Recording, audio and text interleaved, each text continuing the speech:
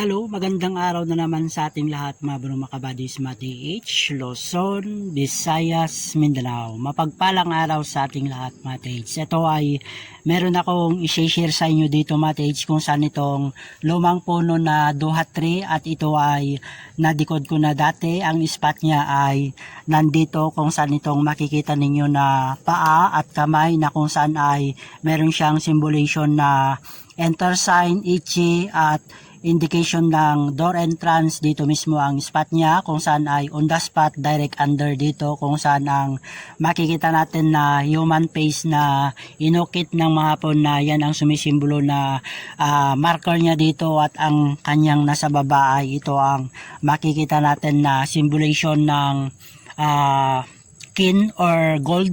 At ito ay may sukat siya matage na mula dito sa puno ay 3 feet patungo dito. At ito ay naka 360 ang spot na nandun sa area na yun na likod ko ay nasa 180 at yung puno na ito ay magiging 90 degrees. Ang spot na isa ay nandun din kaya eksakto sa triangulation position. At ngayon matage ay dito sa aming dinadaanan na ito ay sa kalakasan ng ulan na sunod-sunod na nagdaang araw ay ito ang ipapakita ko sa inyo matage na lumabas.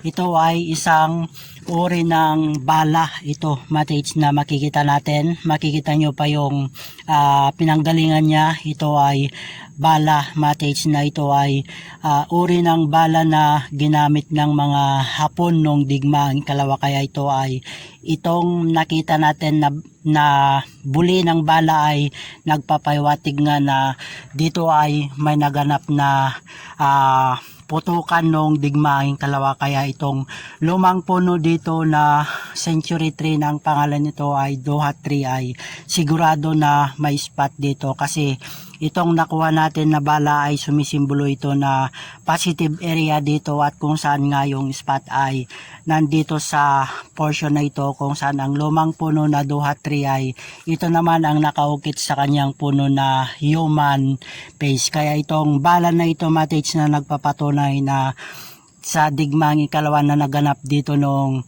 1942 ay talagang marami rin namatay dito nung digmaang ikalawa. At ito matage ay napakagandang sharing na naman yung sinari ko sa inyo dito matage dahil ang mga legit na nakikita natin ay talagang patunay nga na naganap ang digmaang ikalawa dito sa aming site area. Katulad nito ay talagang positive ang area dahil ito ay uri ng buli na matagal na ito matage. Good luck sa ating lahat. Huwag kayong sumuko na subukang hanapin ng mga nakatagong kayamanan na itinago ng mga punong digmaang ikalawa. More power to all Katage. Aba Alahyam and King Messiah Washay, guide and bless sa ating lahat Matage. Yada.